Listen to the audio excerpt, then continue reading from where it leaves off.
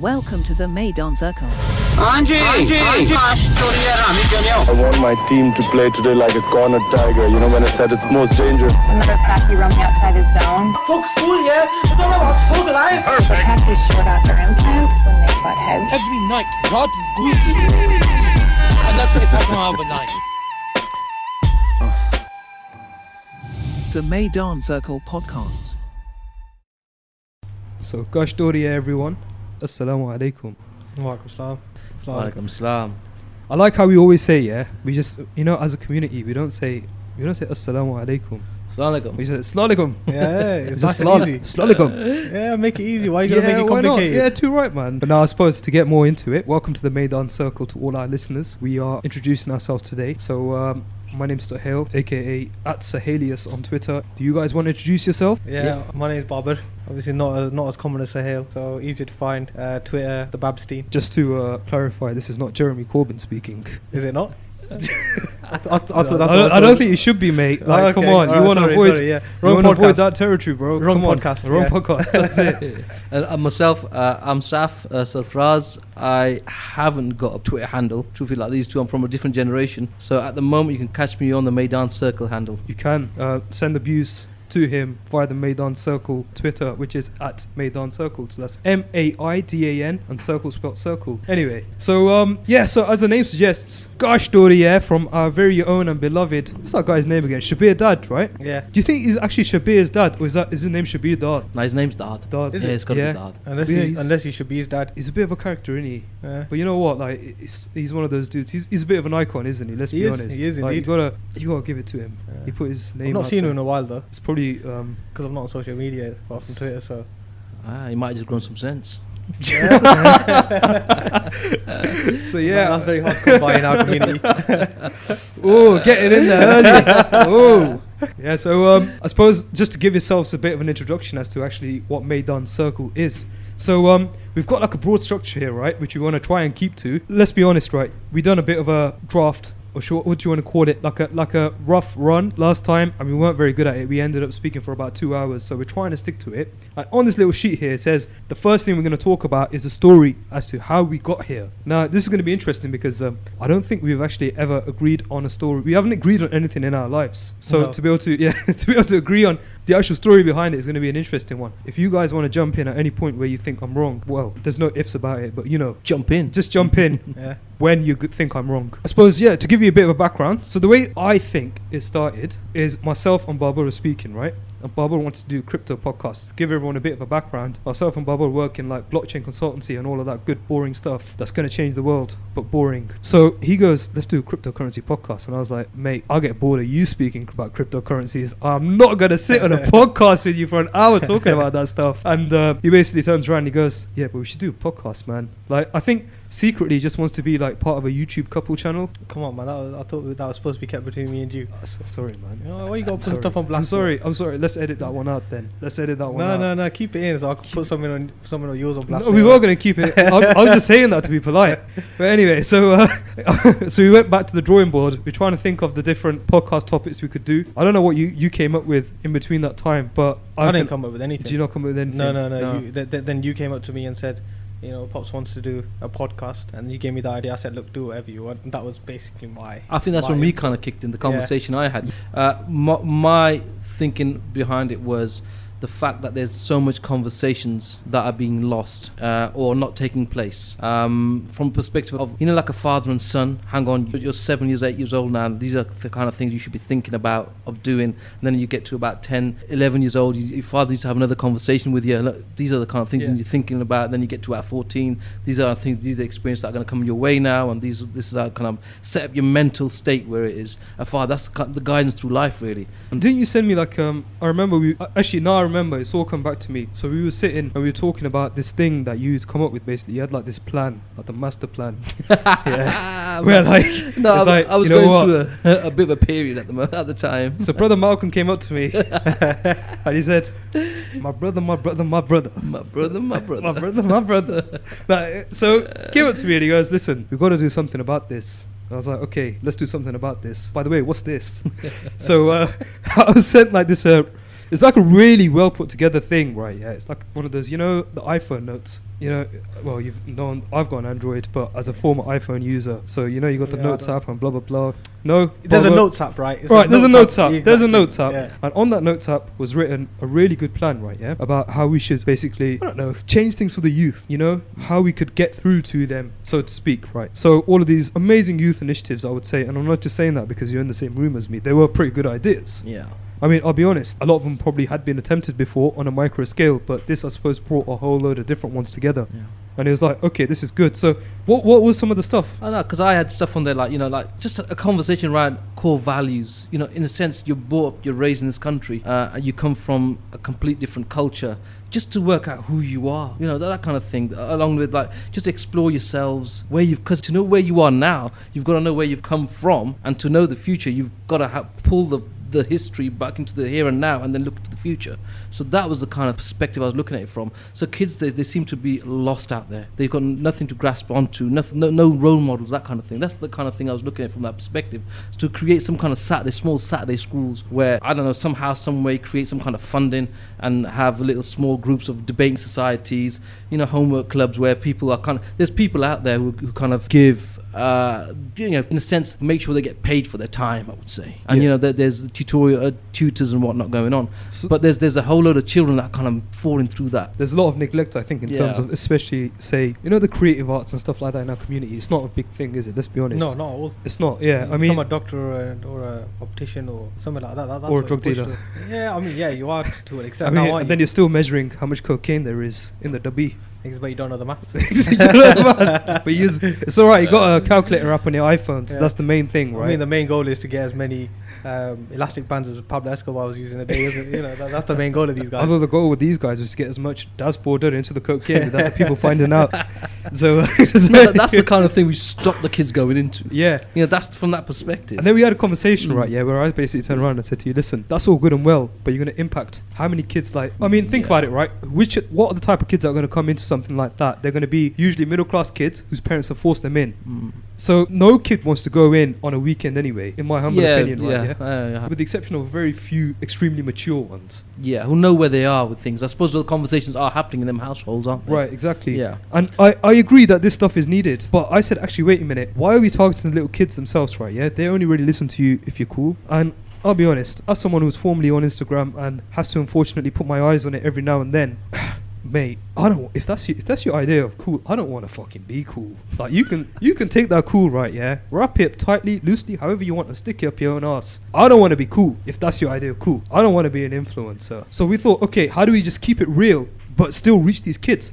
And you know what? I don't want to be like a defeatist, but I think what we almost arrived to a conclusion on was the fact that what you can't do is get through to little kids who don't want to listen to you. Everyone was a teenager once. You don't want to listen to people. So how do we go about it? Why don't we get the parents? I think that's where it kind of kicked in. Where, hang on, you need to work out the roots in order for you to see how the tree type grows. That kind of analogy, in a sense. Yeah, exactly. And there's a lot of conversations we were having even before that, where I think it was in between all of us. So just give you a bit of a background. So I think Barbara and Saf, they didn't really interact with one another before this thing. And This is the first time I've literally sat down and ran a desk with Barbara. Yeah, definitely. Yeah, but I'm like the mutual for both. So for myself and Barbara, we've been friends since time immemorial, and now we're business partners. And myself and Saf is actually my uncle, but you know, let's just keep that one quiet.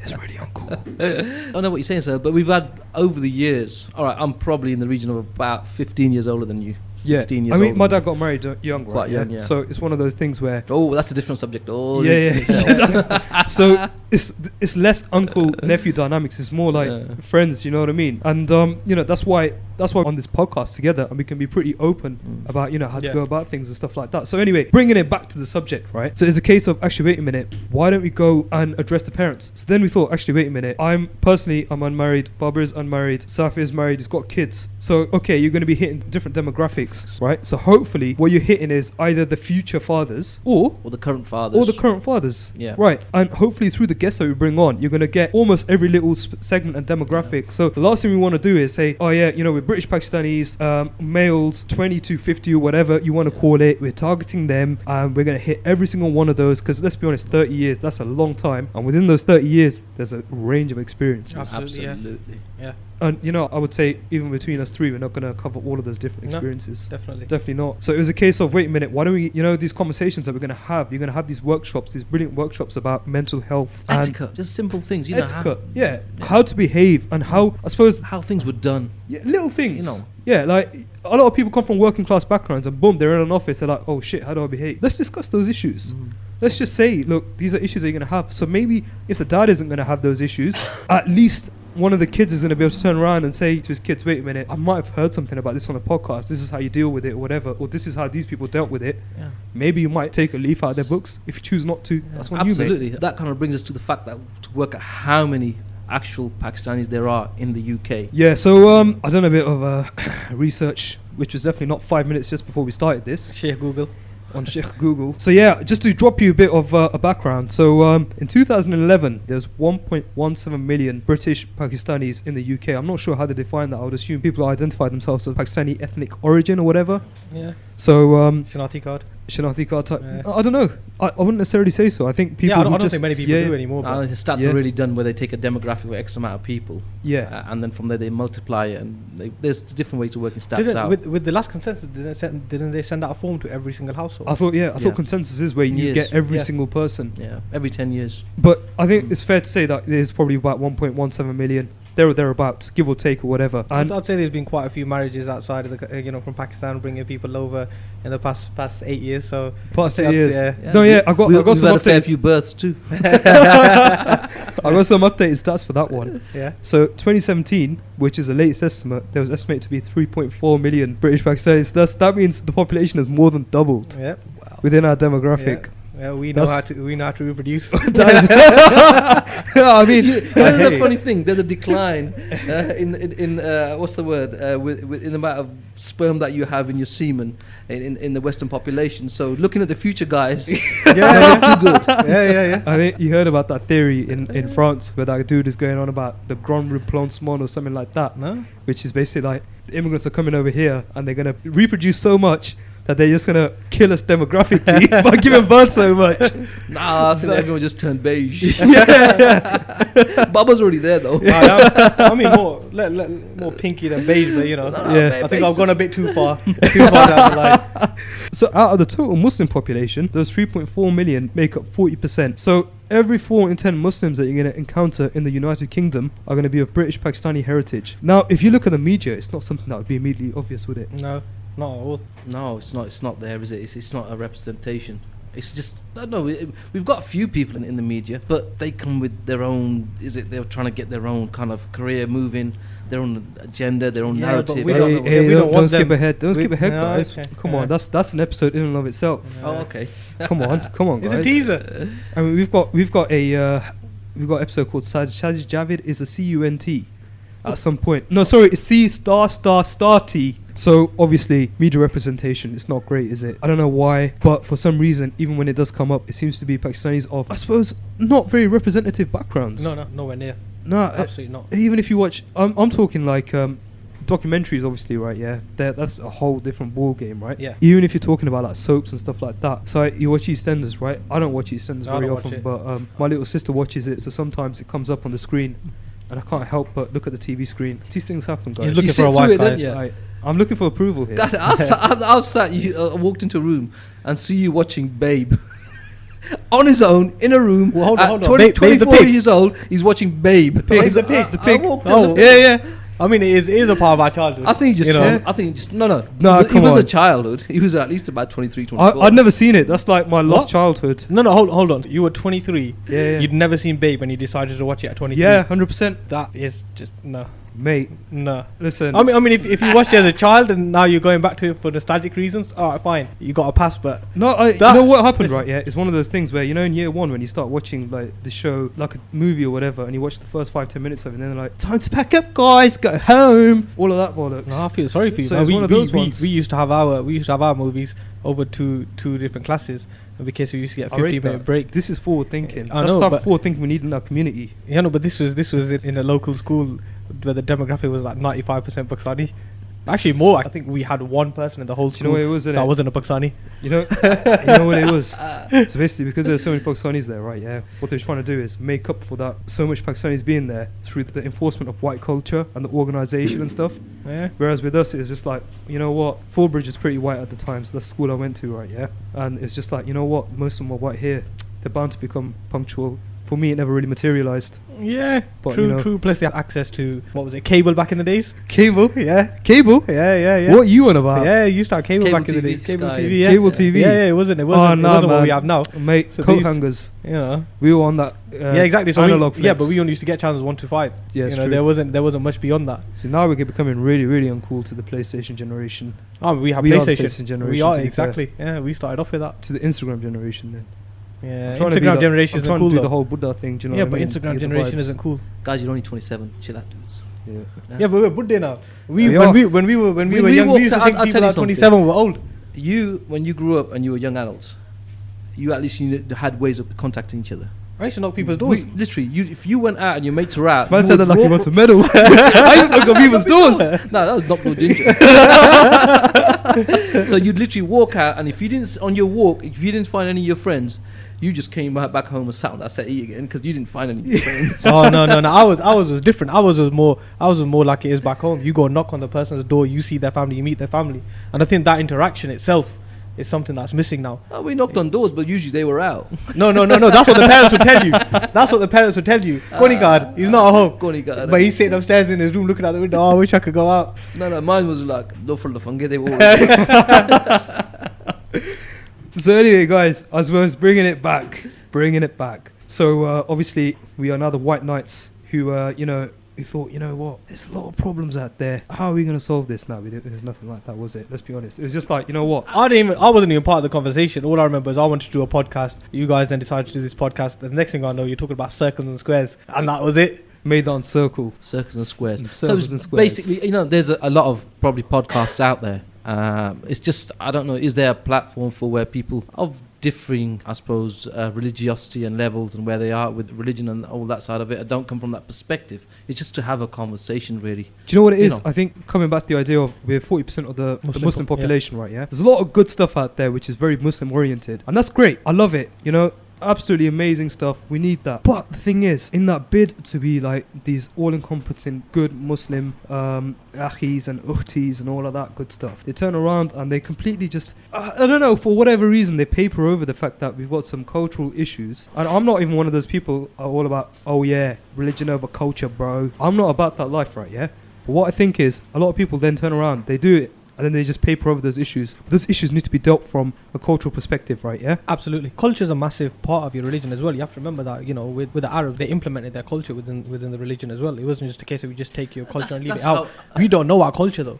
This is the problem. So when we're listening to these podcasts, when the new generation, they're listening to all of this, they think that this is the specific way it's supposed to be, not understanding that there's certain aspects of our culture that are very, very good, that can be implemented within the religion without causing any harm whatsoever. But that's how Islam was how did Islam kind of spread? It kind of took the best from the culture, added Islam onto it being the main part of it, and then somehow, some way they kind of homogenized.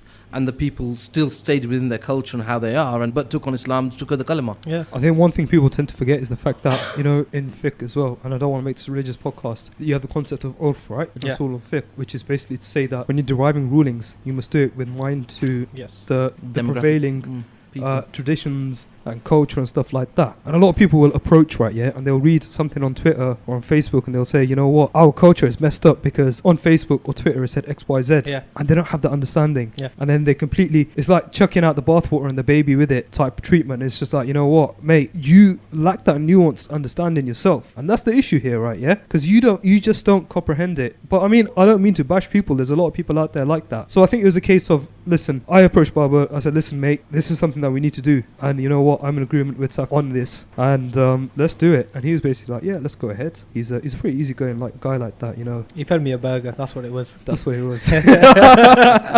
But you know what? Listen, one thing we wanted to be very, very specific on in terms of this podcast is, although it's not secular, it is cultural. We are proud of who we are, and we're going to say that in who we are. There's going to be references. Yeah, exactly. Yeah. And the fact is that, the people that we are as a community now, there's quite a range within it. Not everyone is a religious dude. So if we turn around and swear, right, yeah, that's a representation of the community as a whole. We've got much bigger issues to confront beyond swearing. Yeah. Let's be honest. Absolutely.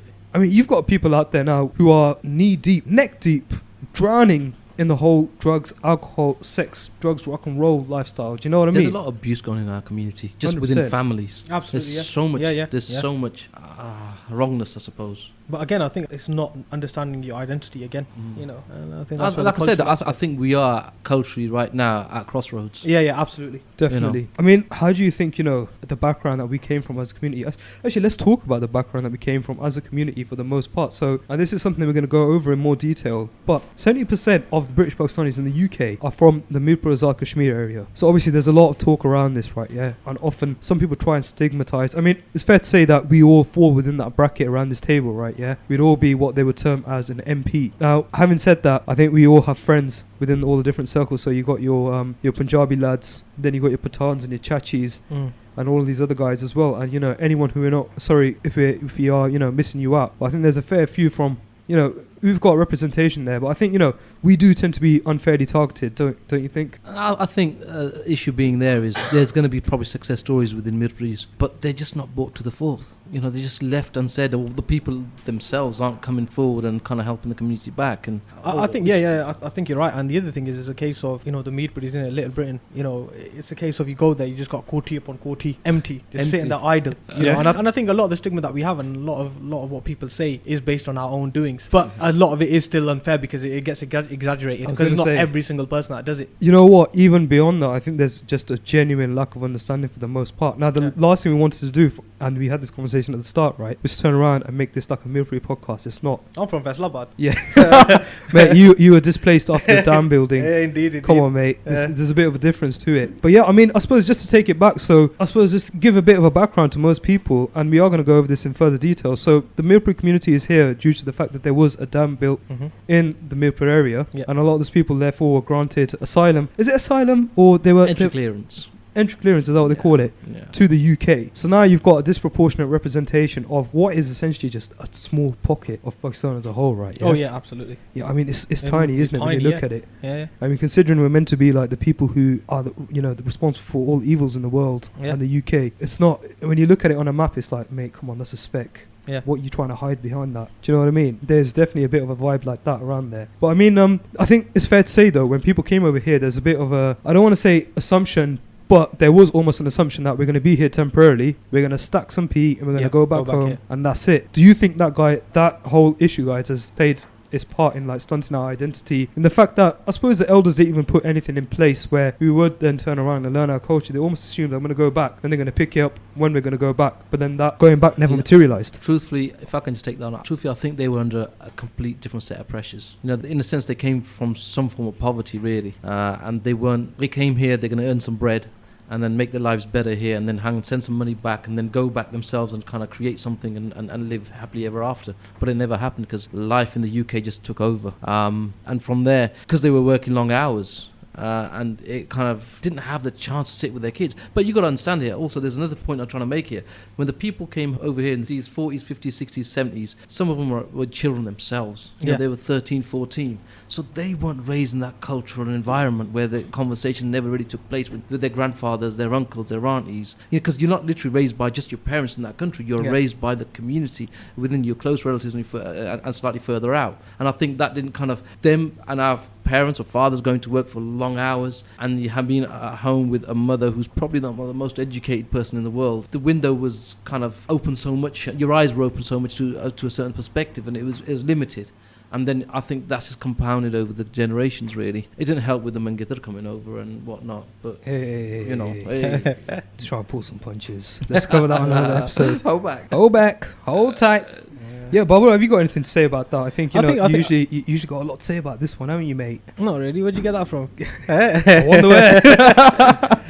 No, No, I mean, when they came over, I think a lot of them had a lot of different pressures. But the thing was, some people might not. But I think a few people got greedy and they decided to stay. And it wasn't just a case of greed in terms of they wanted more money. It was a case of, look, your day-to-day life in the UK, you've got to pay bills, you've got to pay rent, you've got to pay mortgages, you've got so much to cover in terms of costs. And coming from a lifestyle in Pakistan where you didn't have those costs to cover on a daily basis, you know, you woke up, do your farmland, do your thing that you needed to do on a day-to-day basis, and you're home. You're only working a couple of hours of the day. I think that changed their mindset and it put them in a place where they've never been and they didn't know how to get out. You know what? I feel like that quality of life that you're talking about back home, that only came about really once the remittances from the UK started coming through as well. I think the people came over and started earning some bread, earning some money, and literally they took, I suppose, food out of the children's mouths in a sense and saved up and sent it back over there. Yeah. And then from there that came that culture of, hang on, I've got a certain responsibility when I need to get a certain person married. I need to build a house for that person. Hang on, that person's not doing so well. You know, that person just got some kind of medical issues. I need to pay for that. That kind of,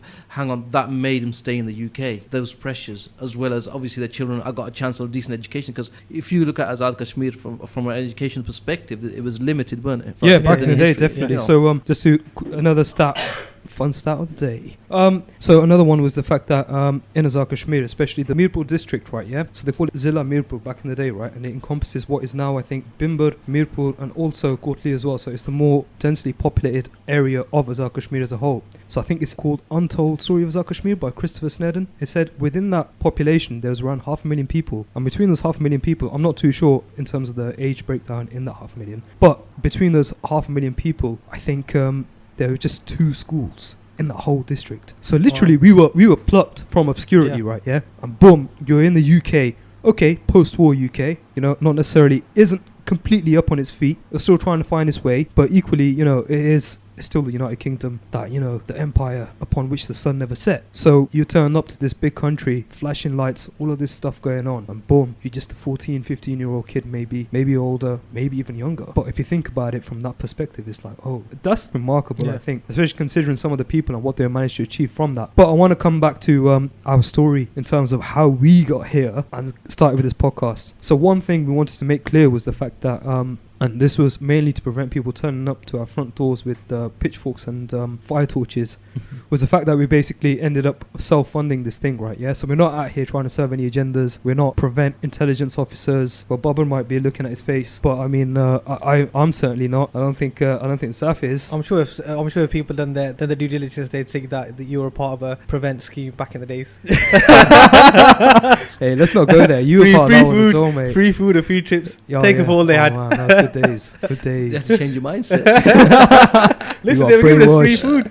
Yeah, Yes. you know what? We rinsed them. That's a story for Yeah. another day. We need to do that one. Yeah, We need to do that one, man. So so apart from riding prevent for free food, I don't think Barbara's part of it, but he might be. I don't know. Let's leave that with an open question mark. Story for another day. Hashtag. I mean, we self-funded it, so it's myself, Barbara, Saf, and a lad called Faisal. Faisal is more of a background lad. So yeah, I mean, we came about and we said, you know what, guys, let's put together like a little, how should we call it? Not a manifesto necessarily, but we've got like a little summary of our aims and objectives. It's not even that actually, really, is it? So I'll read it out to you. I'll let you make up your own minds. So it's saying, Maidan Circle is a platform for the shared experiences of British Pakistani men from working class backgrounds. Hailing from a vast range of lived experiences and points of religiosity, we stand for a significant but marginalised proportion of the British population. Maidan brings to light unique cultural issues that are often left unspoken. And I feel like we covered a lot of that in terms of the fact that these religious podcasts, in their bid to be so religious, tend to gloss over the cultural or uniquely cultural aspects of it and just say, listen, Akhi, you got to do X, Y, Z because Quran says so, and they don't understand the cultural dynamics that are feeding into that. And they don't really want to go there because it marginalises a lot of people, even though we are 40% of the population. So I think, yeah, just to bring it back, the reason why we did bring that is because, you know what, we're not the most successful of communities out there right now, let's be frank, and there are things to tackle, and we think it's better done on a platform like this where we're doing it openly as opposed to having these conversations behind closed doors in our own little silos. Yeah, so there will be probably thousands of conversations going on there about so many different subjects regarding our community. You know. So just to move on a little bit and to get you guys excited about what's to come, what we wanted to do was just do like a hot fire, was it like a quick fire random topics thing, right? Yeah, so what we're going to do is we're going to shoot out a topic and we're going to quickly talk about it for 3 minutes. Are you guys ready for this? Yeah, ready? Yeah. Ready. All right, first topic is drugs, trafficking, dealing and taking. What is the impact on us? Barbara, start. I mean, we're the ones dealing the drugs to ourselves, to our own communities, affecting our families, affecting our community, and then we complain about it. I mean, a lot of the drug dealers that we know, if you look at our own areas, right, most of the drug dealers are under 20 years old. They're trying to sell some drugs just to make some money, and they don't understand the effects it has until one of their relatives starts taking those drugs and one of their family members is affected by that, and that's when it hits home. But the problem is most of these guys are related to themselves. You know, I mean, if you look at the drug dealers, most of them, I mean, if you look at it from a corn perspective, you know, all the J drug dealers know each other, all the Vance drug dealers know each other. You know, it happens. Not everyone is familiar with the whole clan network of Azar Kashmir, so you're going to have to elaborate here a bit. Is it just Azar Kashmir that? You know what? I feel like it goes beyond Azar Kashmir, but the thing is, it happens massive in our area. Different dynamics in I think you, in a sense, because I come from a different generation. Yeah. So when I was a child, literally, the drug dealers were, in a sense, the blacks. You had the odd white dude who used to be the drug dealer, and used to go, they probably went up there, scored some nice yardie weed, went down to the back of the school, rolled one up and smoked and just got leathered and just chilled around and laughed and joked, truthfully. But there was a period when it kind of transitioned from being them people selling the drugs to our own people kind of replacing them somehow, some way, whatever, through whatever naturally happened in every city. Probably out there's a different story. And I think at the moment, from how I see it now, it seems, or it's portrayed as though the Pakistani community is titled and falls under drug dealers. And you know, looking at it from the perspective, you see in every young child driving, I'm 42, 43 years old, you see a kid driving a whip that's probably worth in the region of about 80,000, 90,000 pounds. What do you think? Mainly a drug dealer or parent who's done well. Yeah. But the thing is, a child who's not doing so well in life is seeing that, thinking, hang on, I need to get there. So my journey has to be kind of sped up, so in fast forward mode and Absolutely, get there quicker. yeah. So what do they see? They turn around, hang on, here's a way out. I think it's also important to note the fact that one of the motivations, and this is something that we forgot actually, of us being here today, was a documentary by Mobeen Azhar about Huddersfield. What was it called? Hometown Killing, I think. I'll be honest, I asked you if I should watch it. You said no, and I didn't. Honestly, I think, okay, there's a fair few truths in there, but a lot of it was bollocks. And in it, you know, as much as he tries to sound like he was really culturally considerate in how he approached it and stuff like that, I mean, feel free someone to point it out to me, but I don't think that was the case. But anyway, guys, our 3 minutes are up and we have to move on now. The next topic is Sajid Javid is a cunt. All of our high-profile representatives sellouts or something like that. I'm making this up off the top of my head right now. Name me one that isn't. You can't think of one from the top of your head that isn't, or that you wouldn't class as a sellout. I think they've obviously got a disconnect between where they come from and what they represent, but that's part of taking on the country's values that you're in. Riz Ahmed, he doesn't claim to represent us, right? He doesn't say anything about it at all. That's Yeah. the thing. But I love him. I think he's fantastic. However, he's not that typical our caliber. demographic. Yeah. In terms of when you say Sajid Javid, you mention one of these guys, people know who they are. But if you mention Riz Ahmed, it's not so much so. No, you just say Four Lions. Yeah, but then there's Brother Barry. Brother Barry. You know, simple as. Simple as. Oh yeah, one of Barrow's nicknames is also Brother Barry. If you ever see a picture of the guy, go on his Twitter, see a picture of the guy, and you'll see why basically. Come back to what was the subject again? But Sajid Javid is. Sajid Javid is a Sajid Javid. Sajid Javid is a cunt. I think we can all agree on that. Yeah. But all of our high-profile representatives sellouts. Name me one that isn't then. I don't know, man. And Get on the handle, guys. Come and let us know if you see anyone that's at a certain profile and doesn't kind of fit that. But you know what? This is the thing, isn't it? It's going to be high profile is different things to different people. Exactly. Yeah, so you might turn around and say, oh yeah, Riz Ahmed is not high profile enough. Someone might turn around and say, no, actually he's got higher reach than say someone like Sajid Javid because the guy is on Hollywood, right? But who gets more media attention? Yeah, but that's the media in the UK, isn't it? Yeah, but isn't this about British Pakistanis? Yeah, but yeah, So true. there you go. But but if you're going to look at it from that perspective, what we're trying to say is who's the role model, right, so to speak. Okay. Or who are the people that they can look up to. Okay, they're seeing more of him, but they could always turn around and say, actually, wait a minute, Riz Ahmed is out there, or Maween Ali is out there, Al Rashid is out there. Let's not mention Amir Khan because I wouldn't want my children having him as a role model. yeah, trust me, man. I mean, anyway, He tries. he tries a lot of things, but I don't know. Anyway, so I think that's going to be an interesting episode, and I'm looking forward to doing it. You know, I think we could break it down to those with political agendas. They're the cunts, right? Yeah, and those guys who are comedians, who are actors or whatnot. I think they're trying to push us in the right light. I don't know about that one.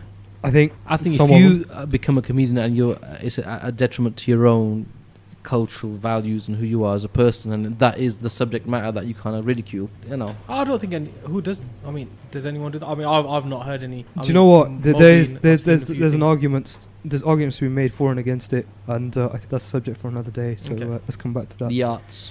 All right. So so the other one was cousin marriages and the cycle of marrying from back home. The lost generations and the perpetual cycle. Wow, I mean, I wrote that myself, and I'm just sitting there thinking that's very Jane Austen of me. But I mean, cousin marriages and stuff, you know, and I feel like I've almost led people to conclusion on that one. But there's going to be arguments to be made for and against them. What are you guys saying? I think Saf has more experience in terms of knowing more people that have been through this, and Now, and I've they're got a just range really of well friends experienced. that married through, some went through love, some went through cousin marriages. But the thing is, there's different sets of pressures. There's plus points on one side, there's negative points, there's you can look at it from perspective of There's a lot of pressure that's built into, like, it's almost like, you know, there's a lot of family dynamics involved in that cousin marriage in the first Yeah, place, it's not which are often straightforward. unspoken. There's a lot of stigma around I it. think sometimes why they kind of marry people from backyard is for the fact lift people out of poverty. You know, because if you go back a generation between my parents are not related whatsoever when they married. They were, you know, my granddad went out.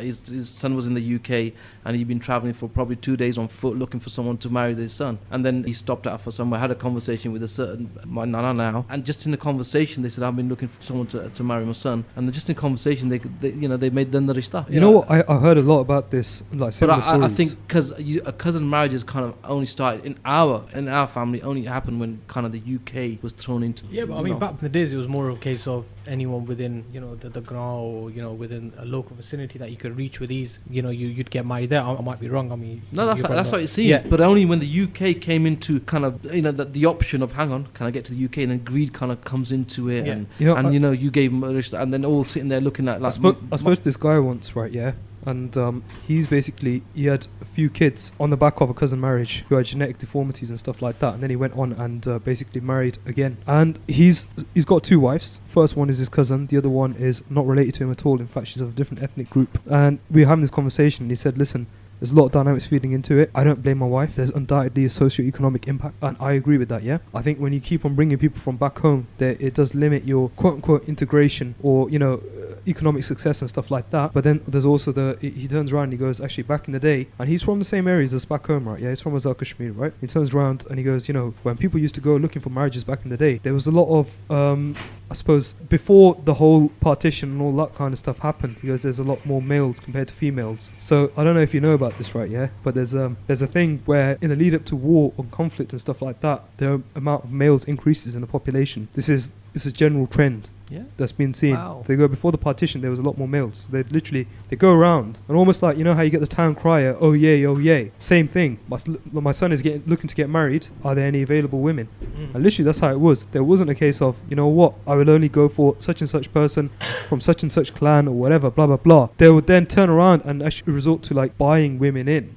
Do you know what I mean? And all of that kind of stuff was happening. Oh, so that's why when, in a sense, I can relate to that, because that's when they say, you know, the Purana used to say, you know, you could walk for days and you would never find Rishta. Yeah. That Yeah, kind of absolutely. falls into that type of thing, doesn't it? Anyway, I think I just majorly went over on that one. So Yeah, the next always thing do. was sorry, mate.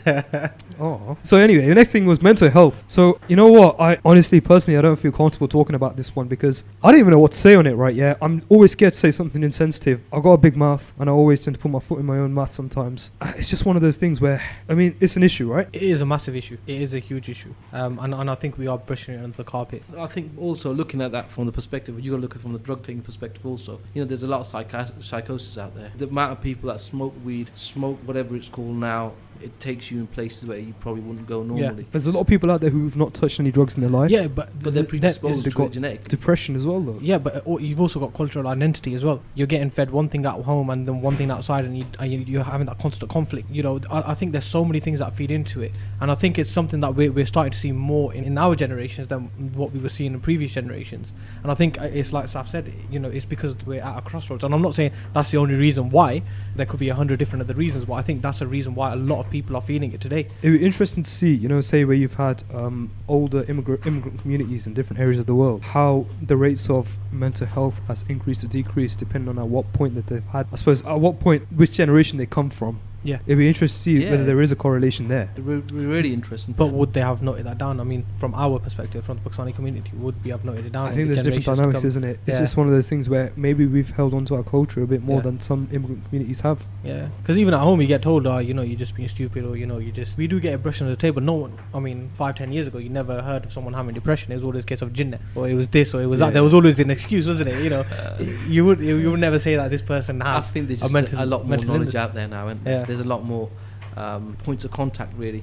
You know, we have people that are professionals, that are doctors, that work in the NHS, and we have that and also from a government perspective, they have these initiatives within certain communities. Absolutely. You know, and there is points of reference and to find that information. So But the I other one, sorry, we have to move on. Sorry, Barbara, I cut you off there, didn't I? Oh It no. loves doing it. It loves doing Oh it. no. Yeah. Yeah, so the next one was classism. Now, we were meant to be talking about the quote-unquote Mirpuri bogeyman, right? But I feel like we kind of covered Yeah, that a we bit, have, so yeah. I want to say let's just skip over it. So the next thing to discuss was classism. So basically, and I've written a little blurb here again, how quote-unquote progress is creating a permanent divide in our communities. Rich help the rich, fuck the rest. I think personally how the Pakistani community works is I myself, as in to give an example, is if I've made it out of the fucking shit, right, and climbed myself out and I've kind of got myself a soap, like if you see Shawshank Redemption, the guy's crawled through a shit alley, comes out, washes himself and was okay. So Hey, I ain't gonna give you an easy ride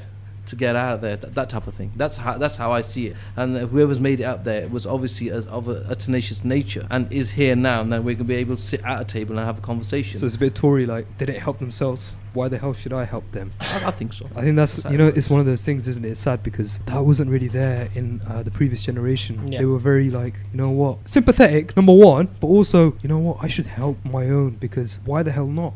Absolutely. Like Saf was saying earlier on, you know, the people that were coming over to the UK, they weren't helping one family back home. They were helping multiple families back home. You know, that's what it was. But unfortunately, Their hearts were bigger. You know, they Yeah. could give. yeah, And that's something that's innate in our part of Pakistan we're from, our innate nature. yeah. You know, if we have it, we pull it out, put it in front of you. Definitely. And I think culture again plays a massive role in that, and I think we're losing that part of our culture. You know, it was always a case of communities stuck together Do to you know help what? each other. I believe in the idea of, you know what, I don't want to be that old man that, you know, slaps the kids down at every opportunity. Exactly, yeah. But I feel like we are included within this, right? Yeah. There's this monoculture that's emerging, and it started off when we were kids. It's probably started off way before that. It probably started off when you guys were kids as well. I'm looking at you, Saf. And Oh. but the thing is, like, no, you say that, yeah. Mm. But you got these American values, and it's almost become not the American values anymore. It's become a monoculture. These are the global capitalist values Yep. of let's get ahead. Let's keep hustling and grinding. Anyone who doesn't get anywhere is because they didn't work hard enough. Yeah. And that's it. And you know, anyone who knows me knows that I'm far from a socialist. I'm a big fan of like enterprise and self-help and stuff like that. But there has to come a time where you sit and turn around and say, wait a minute, there are economic or non-economic factors at play here which are beyond hard work and being able to overcome it through hard work. Yeah. And that's the conversation that we're lacking in our community. So, you know, we're just not having that conversation. Do you know what I mean? It's just a case of, you know what, I know this guy, he came from nothing. He sold 3-4 keys of coke over a weekend, but he came from nothing. Yeah. Absolutely, yeah. Do you know what I mean? Yeah. Yeah. And then if he can do it, why the fuck can you not? It's But like, I think, well. I think one of the biggest issues with that is you have a lot of people who have worked very, very hard now to get to where they are.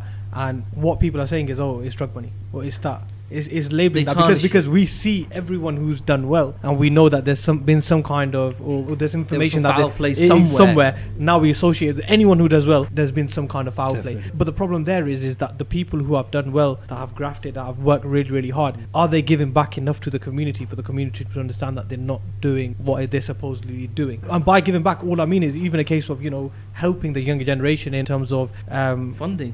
funding, or even information, even sitting down with them and saying, you know what do you want to mentoring, you know, Yeah. these You know, kind of things. We had this conversation with someone, myself and Saf, right, yeah? And he basically turned around and he goes, listen, you say that, but where do I do that? As in, what's the platform for it? And I think that's little-heartedness, right, yeah? Because you say that, yeah? But the thing is, if there's not a platform for it, build it. Exactly. That's exactly what I was going to But say. then his argument was, I moved out, you know, this is probably like a little city thing or little town mentality here, yeah? Where a lot of guys move out to go and pursue opportunities. And let's be honest, right, this is not a London-centric podcast. And London is probably the only place that this doesn't apply to, right, yeah? Even Birmingham, Manchester, places like that, people will go to London to chase opportunities, right, yeah? Yeah. And it's like, okay, now I'm based out in London, or maybe they're in Hong Kong or wherever. They're just not in their home city, and they're almost outsiders now to their hometown. They're like, okay, if I do come and give back, I'm not even going to be welcomed. And you know what? He's got a point. He's got a point, because there's a lot of people out there who are doing ego stroking through projects which are meant to be well intentioned. I mean, every Tom, Dick, and Harry out there has got a charity nowadays. Yeah. Yeah. It's I mean, true. yeah. Absolutely. They're literally pulling charities out of their asses, bro. But there's difference between having a charity and giving back to the community. Yeah. Giving back to your own community is completely No, different. sometimes what it feels like, what they do with charities, that we're talking about charities, is sometimes they're taking X amount of financial kind of from the community, and then picking that money up and going halfway around the world. That's all good. But the thing is, at some point, you've got to turn around and spend on your doorstep in order for you to Charity gain, starts at home. to further the people around you. Yeah. From there, then obviously, if you create the money, then you'll get more to give out. I feel like we're going to have a lot of things to say about this one, but gentlemen, I'm going to have to say we've got to move on right now. Okay. Sorry about that.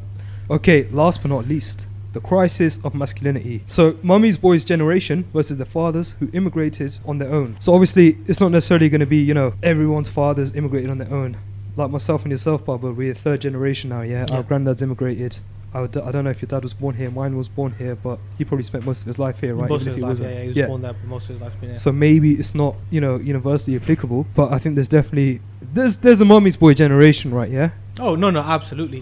There's a lot of guys out there, right, who will turn around. They've never lifted a finger in their whole lives, Yeah. never lived on their own, nothing like that. Yeah. And they almost don't even know how to do the most basic things. They don't know how to make decisions on their own and stuff like that. And ultimately, there's a massive crisis of masculinity as a result of that. But then there's also other factors at play. So you've got educational achievement and the disparity between females and males, especially within our community, right? A community which tends to marry between one another. So Pakistanis will usually marry Pakistani, right? Yeah. Yeah. So And look at the dynamics that's resulting in. And there's a lot of women out there now who are unmarried as a result of not being able to find highly educated. proper man. Yeah. Yeah, and not having a man to stand, shoulder to shoulder in a sense. Yeah. Because you think there is, if you go out on the street and the average, I know there's going to be a whole, if you look at percentage-wise of how many males have done well in life, and then you go out on an average day on a weekend, and you see the amount of guys sitting in the corner smoking like a joint, and just think, and the kind of discussions that go on, I think, wow. And the girls are highly educated, the males are not kind of keeping up, so where are these girls going to go? That's the kind of question you need to ask. And there's going to be some, I know I'm a bit older than you, so I know there's probably girls at 40 odd years old who literally did not get married, got highly educated, they're probably long in the tooth, it's a certain way, but they just didn't come across anyone, however, or is it something that we don't do as a community well, where we don't match up pairs? Because I know there's a Shia community where we live, and they have a register where people go and register their child who's of marriageable age, and ask certain questions of the type of person they kind of want. But we haven't. There's nothing there. On a national level, that'd be perfect to have. Where people are looking for their, because literally it's through aunties. You have this conversation. I think there is stuff like that out there, but there's a massive stigma. Yeah. There's almost a case of, you got to go out and find someone. Shadi.com. Yeah, Shadi.com, especially stuff like that. Do you know what I mean? And we move beyond that. We've got like Muslim match and all that kind of stuff going on as well. But I mean, there is a massive stigma to it. And I think this is a quote unquote Muslim issue, right? Yeah. As a whole. I feel like there's certain dynamics within it which are certainly more applicable to us, right? There's going to be a lot of women out there on social media complaining that the men of their community are not proper men and stuff like that. I think it's just a case of, we've come to, and we're going to have a female on this podcast, by the way, to give it some kind of equal balance. Token. And Absolutely. no, you far have to from have token, mate. You have to have But voices. Yeah, definitely. You have to give voice to people in the community. That But I don't think have the issue is, right, as men, we've got massive shortcomings in this generation as well, right? Yeah. And we've got to put our hands up to that and say, listen, it is what it is. Do you know what I mean? And those are probably fingers that can be pointed at some of the causes the us as well. I think no, That's what massive, causes isn't it? masculinity? But and I think there's also another point that you need to understand. People, because it's where everything is based around about oneself, where people don't understand a marriage is a union of two people. You have to give and take and kind of balance and take the goods from and release them, and decisions it's difficult. No, there's no book out there, is there? It's just people, are they going to match up? But what I'm trying to say is, when people are so self-absorbed, they're not willing to give it's not that's marriage though, right? Yeah. So what we want to make it about masculinity. Exactly. So as how a do you concept. tackle that? How do you tackle the fact that men are Mate, less I don't know. I think it's something that we're gonna have to discuss. Because I mean, it's not just It's not just family, though, is it? It's food as well. The way that we live, it's the habits that we have. It's more than just one thing. There's a lot of things to tackle. But how do you address masculinity? Like, we've not addressed it. We've addressed marriage. We've addressed. I think you got to define masculinity, yeah. And I feel like it's going to be one of those things where you got to turn around and have somewhat of a religious debate. It's got to have religious grounding, because whether we like it or not, whether any person who's, should we say, more secular listening or not, on the whole, we are still grounded in our religion as a community. Yeah. Anything we do, it comes back to religion, right? Yeah. So we're gonna have to say, number one, what is masculinity, and then how are we falling short of that notion of masculinity, and then equally, how do those women who are looking and failing to find a man because of the lack of quote unquote proper men out there, how do they define masculinity? Is there a bit of a cognitive dissonance between those two? But you know what, guys, we're gonna have to come back to that at some stage or another. Well, we are gonna come back to it at some stage because our time has come to an end. It's been a good conversation, I think.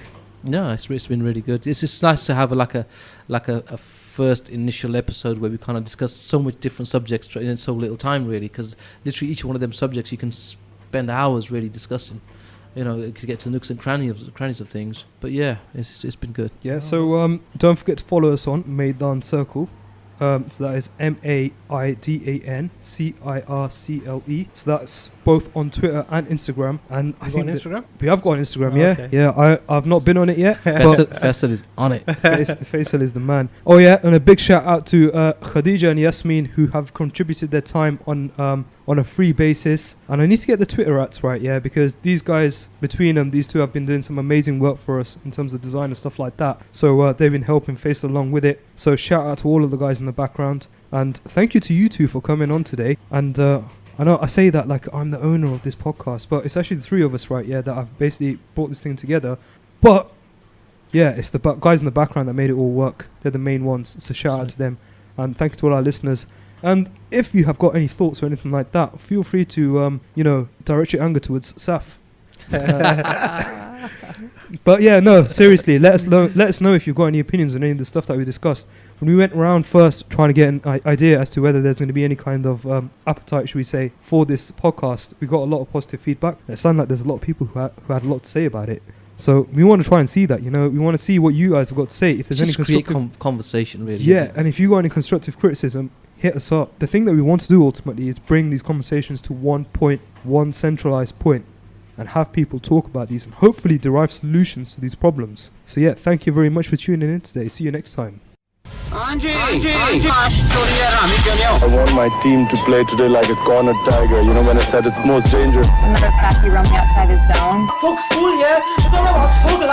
packies sort out their implants when they butt heads. Every night, God goose. And that's if I don't have a night. The Maidan Circle Podcast.